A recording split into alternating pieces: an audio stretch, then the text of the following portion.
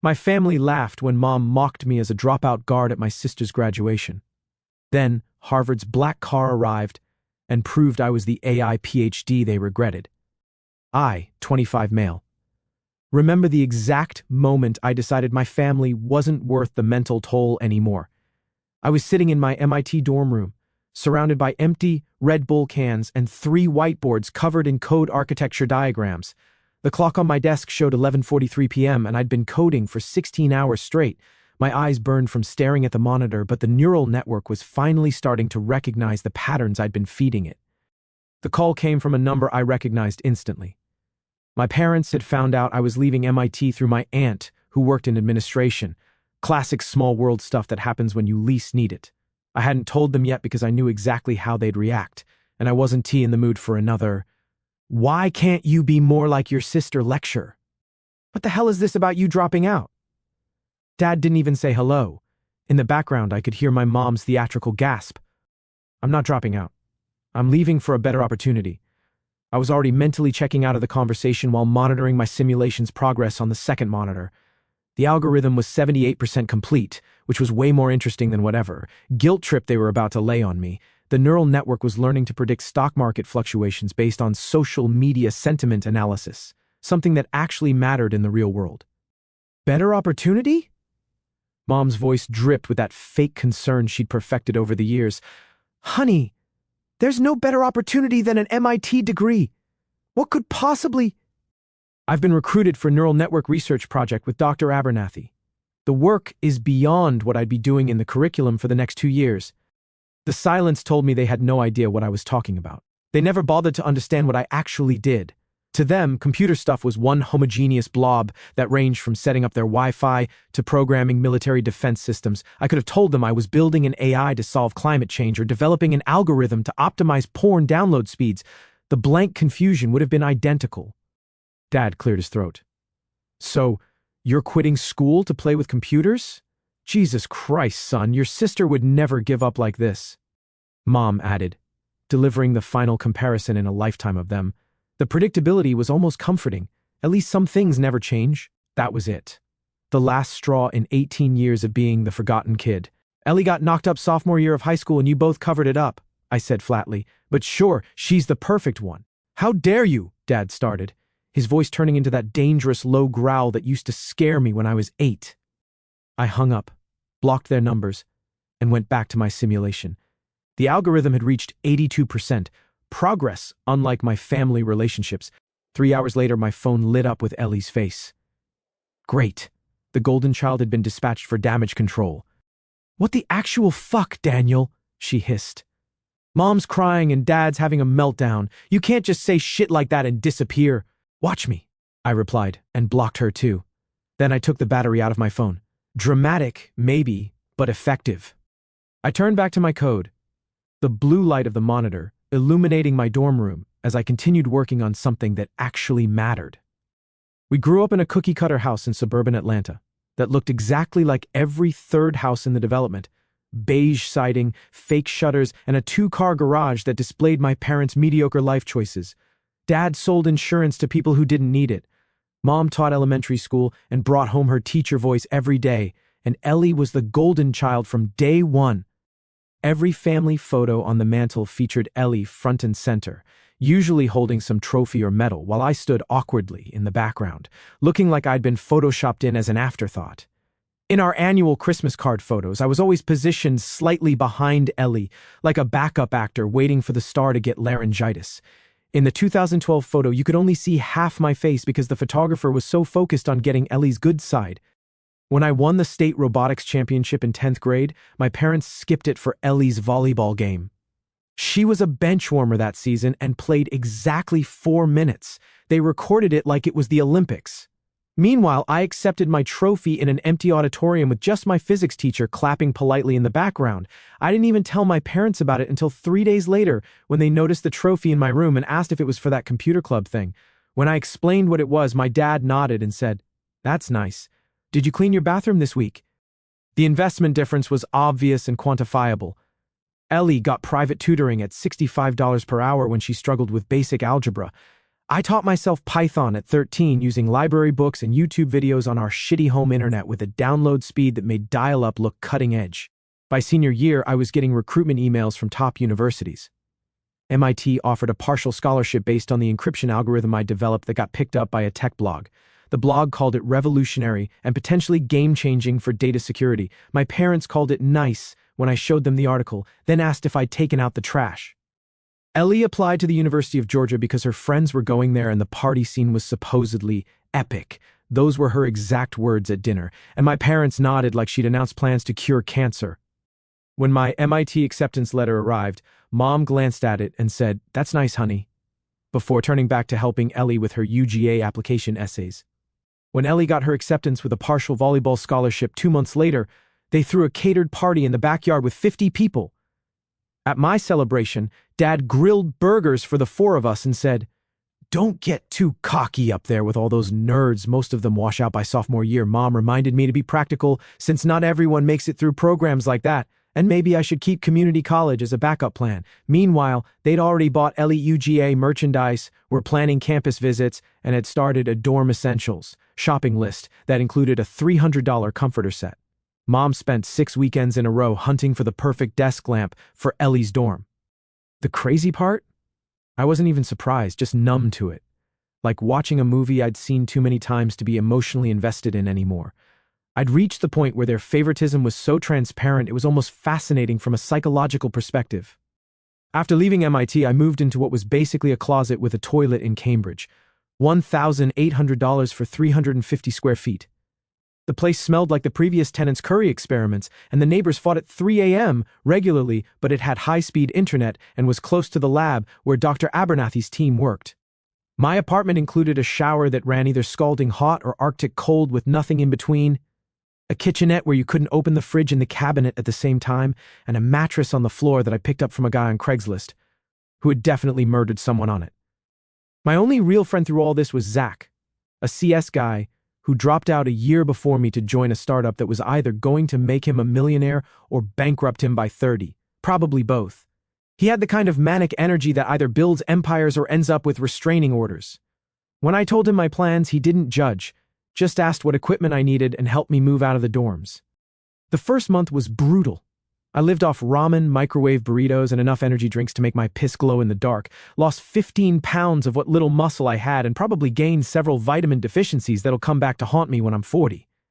After 6 weeks, the bathroom ceiling started leaking rusty water whenever my upstairs neighbor showered.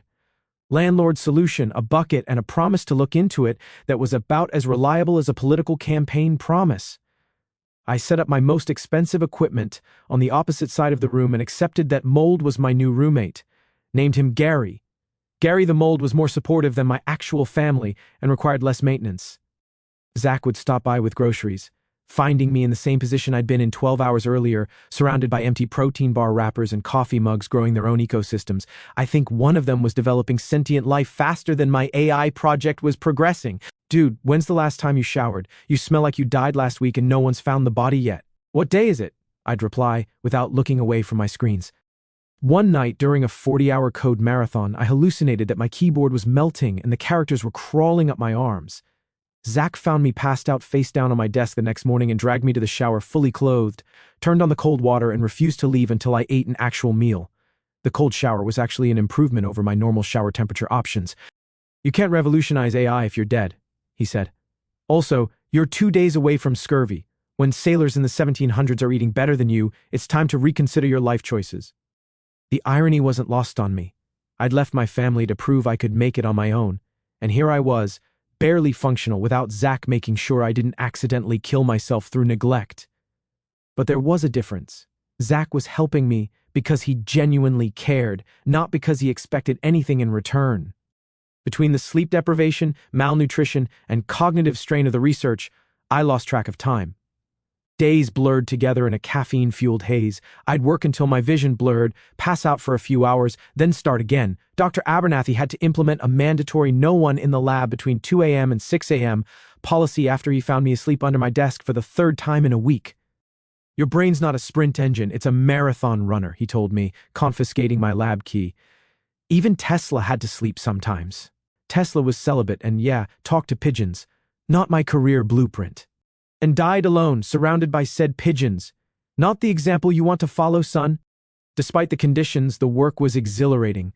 For the first time, I was building something that mattered, something that could change how we process and understand data. My algorithm was showing promise, outperforming standard models by 32% in preliminary tests. I was actually happy. After 8 months of silence, my mom called from a new number.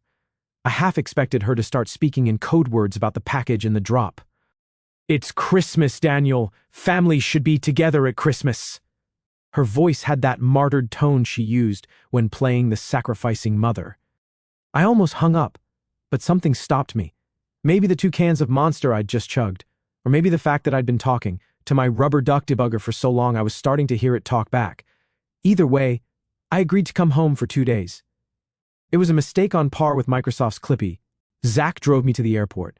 "Text me when you get there so I know they haven't murdered you and buried you under the deck." "Your optimism is touching," I replied, grabbing my bag. "Seriously though, don't let them get in your head. You're doing something important." The flight was uneventful, except for the guy next to me, who kept trying to tell me about his cryptocurrency investments. I pretended to be deeply interested in the safety card until he finally took the hint and put his headphones on. "In the event of a water landing, your seat cushion can be used as a flotation device. In the event of returning to my family, nothing could save me." Walking into my parents' house felt like stepping into a time warp.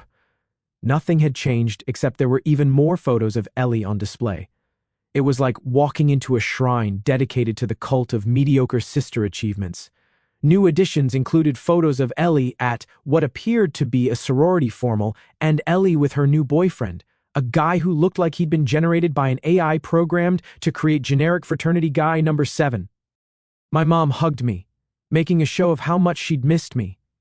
Dad gave me an awkward shoulder pat like I was a coworker he barely knew. "You've lost weight," Mom said, managing to make it sound like both a concern and an accusation at the same time. Ellie looked me up and down before smirking. "Wow, you look tired. I guess the real world is harder than you thought, huh?" My sister had perfected the art of comments disguised as concern delivered with a smile so you couldn't call her on it without looking like the asshole. Dinner was psychological warfare disguised as a family meal. Every conversation circled back to Ellie's achievements, her internship with a financial firm where she mainly made coffee and flirted with executives, her boyfriend Tyler from a good family, her plans to graduate with honors despite struggling to pass basic statistics. Meanwhile, I got exactly 2 questions about my life. 1. When was I going back to finish school?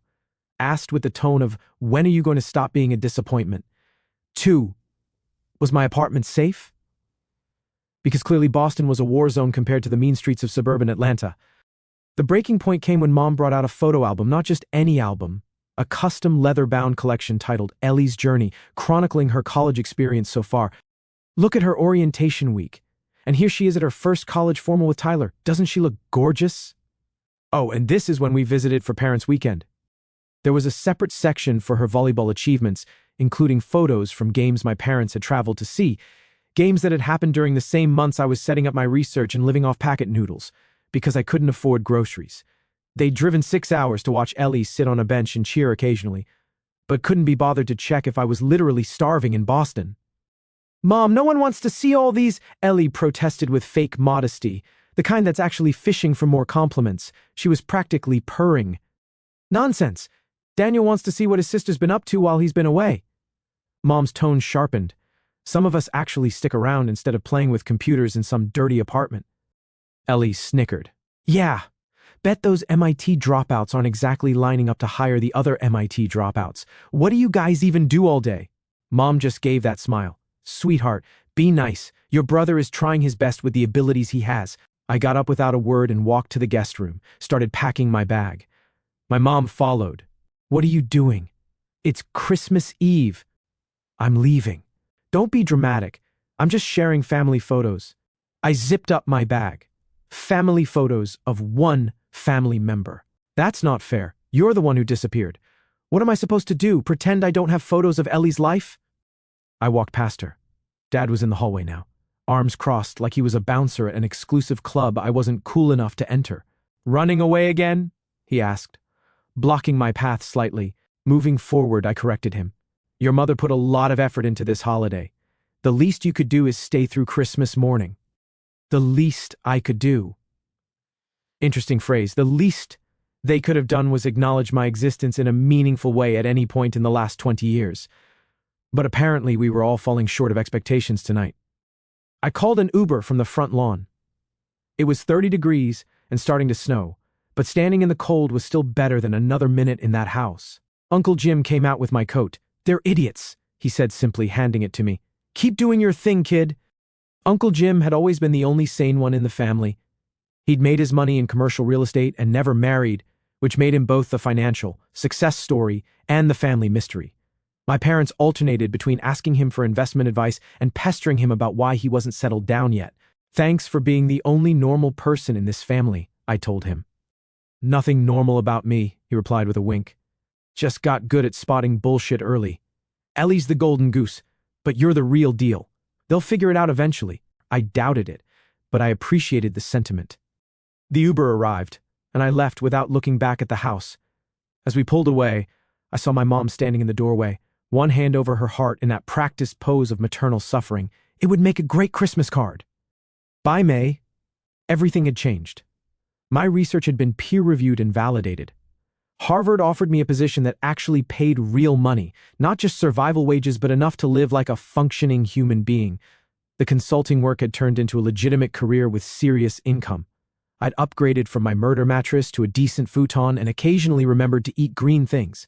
I even owned a second towel now, not because I was splurging, but because living like a functional human meant basic necessities weren't luxuries anymore.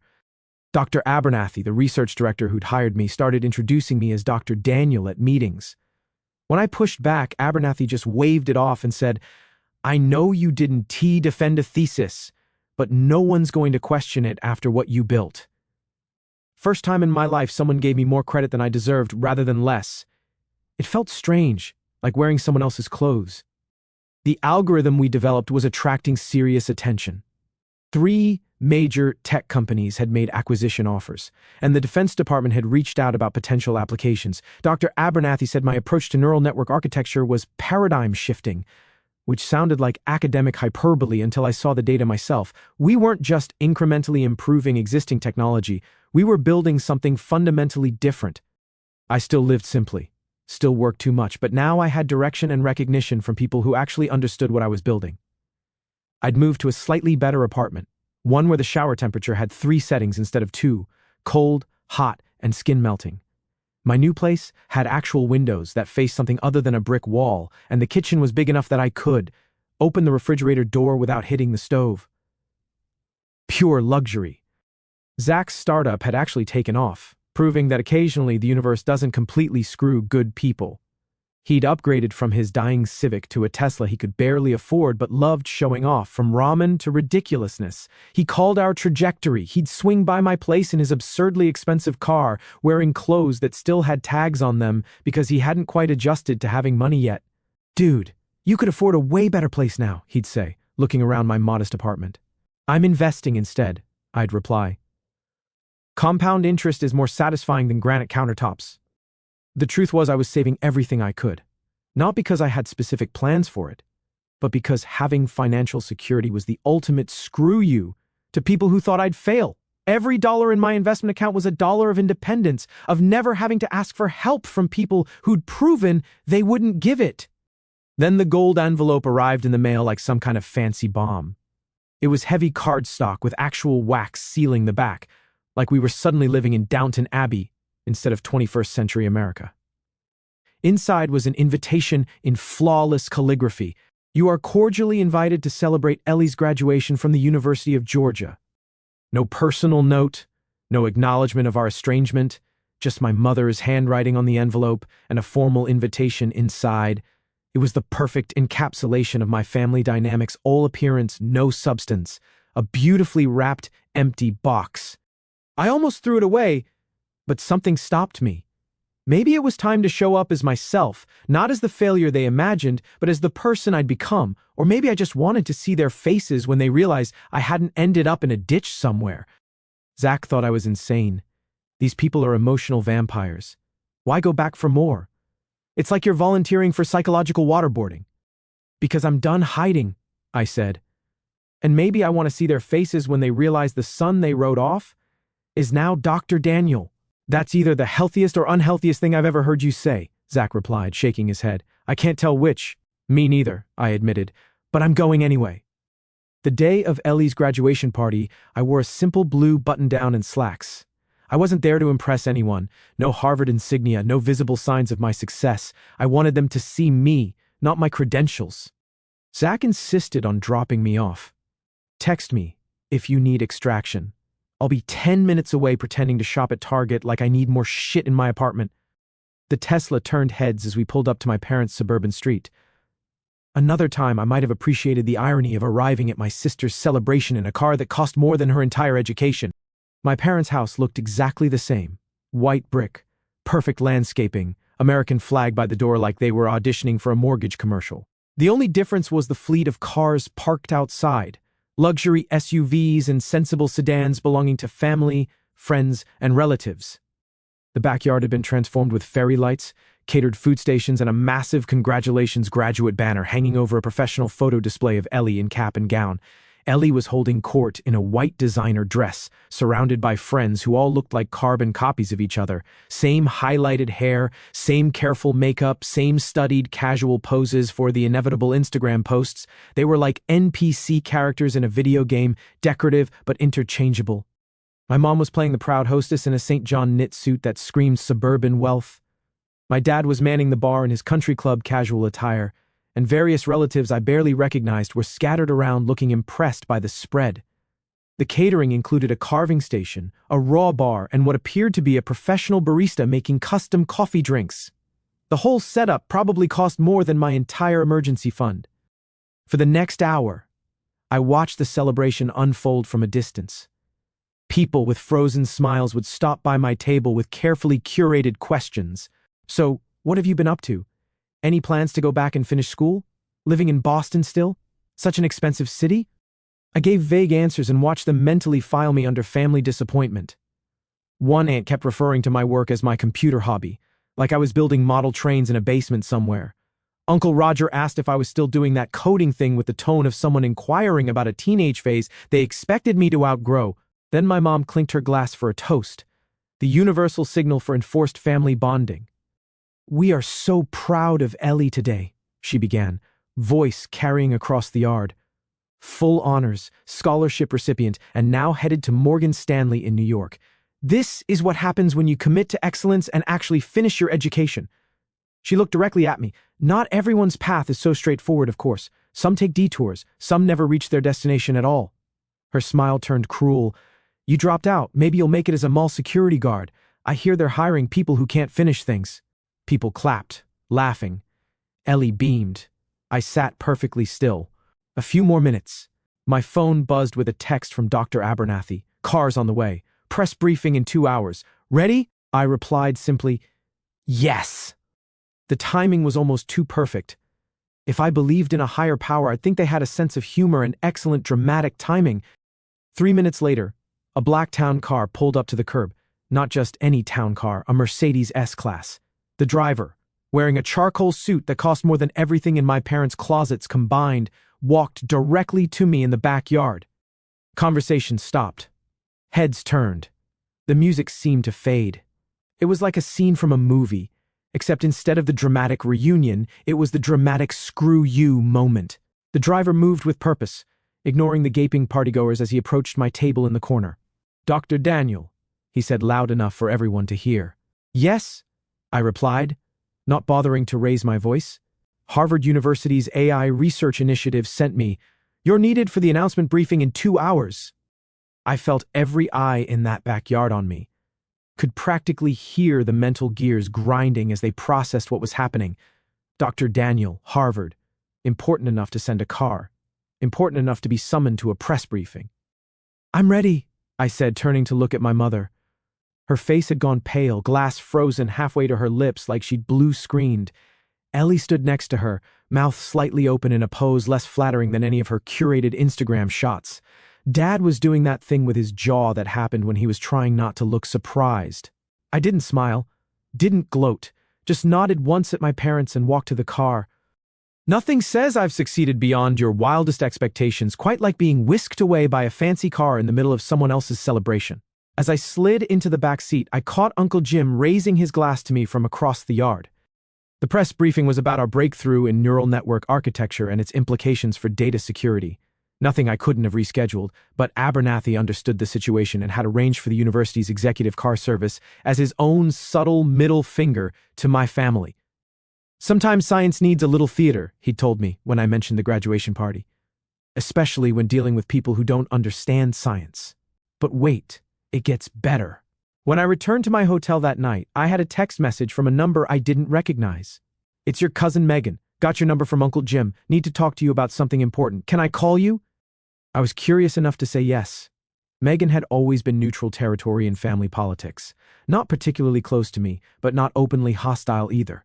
What she told me was better than any revenge I could have planned. "That whole graduation party?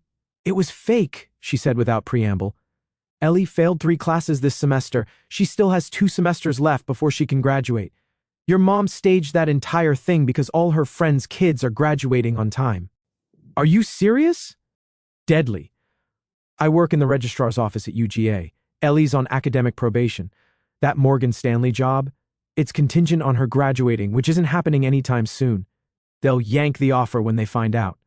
Your parents already took out a second mortgage on the house to cover her extended tuition and that party. Dad's insurance business is down 40% this year." The irony was too perfect. My sister, the golden child, had been living a lie this whole time, and my parents, rather than face reality, had thrown a fake graduation party complete with professional, photography, and catering, all to keep face. How long have they known?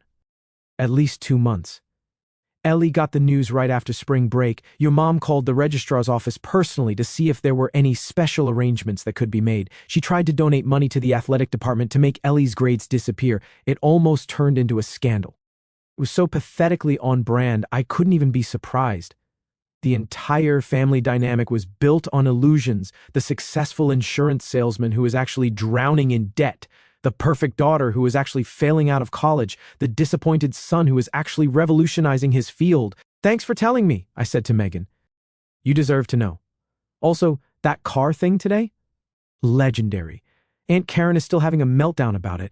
Called me asking if I knew you worked at Harvard now.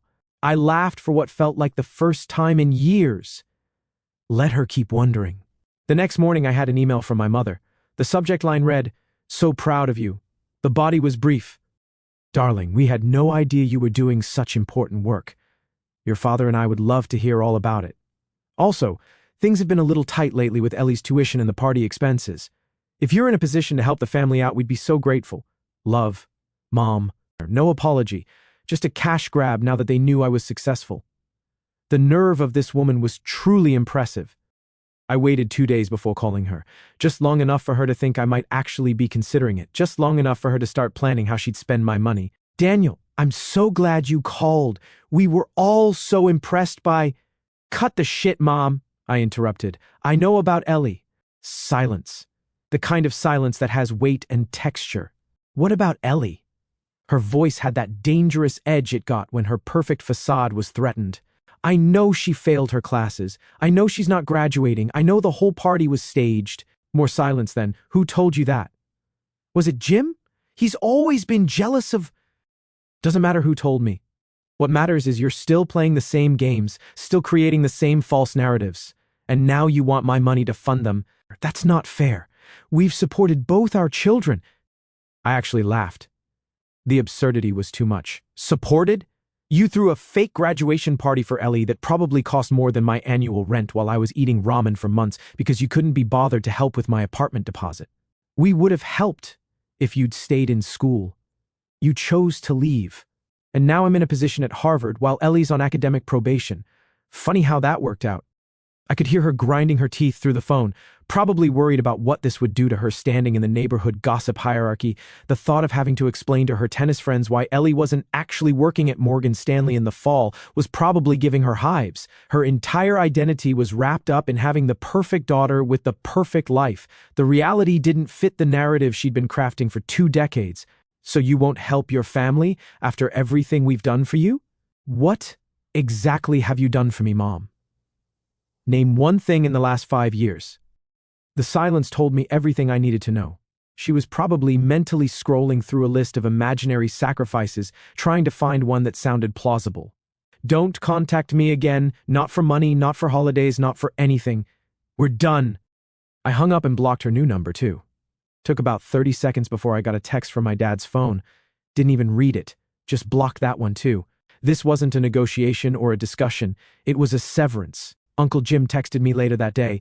Heard you nuked the bridge. About time. Drinks on me next time you're in town. Zach chimed in next. So, did you cave and Venmo them for Ellie's tuition emergency fund? I replied, does Mitty offer a degree in no? Zach, LMAO. That's my boy. I never attended another family event. Never responded to the sudden flood of interest from relatives who had written me off. My success wasn't their story to claim, and their failures weren't my problem to fix. The invitations kept coming for a while. Holidays, birthdays, random family gatherings. Each one went straight into the trash. The texts from Ellie started angry, turned manipulative, and eventually stopped completely. She'd spent her entire life being the favorite. She had no idea how to exist in a world where that didn't matter. The best part? 6 months later, Zach and I sold our first algorithm patent. The check had enough zeros to make my eyes water. I bought exactly 2 things to celebrate, a high-end coffee machine and a plane ticket for Uncle Jim to visit Boston. The rest went into investments. 2 years in, my investments had quadrupled. I bought a brownstone in Cambridge, cash, no mortgage, while my parents were secretly refinancing their house to cover Ellie's repeated attempts at finishing college. Meanwhile, my algorithm was being licensed by 3 companies, each paying more annually than my dad made in 5 years selling insurance. Sometimes the biggest victory isn't proving people wrong. It's living your life so completely on your own terms that their opinions become irrelevant. And occasionally it's watching karma deliver exactly what they deserve in real time. I still work too much, still check my code more carefully than I check my interpersonal relationships, but I'm building something that matters, surrounded by people who see me for who I am, not who they wish I was.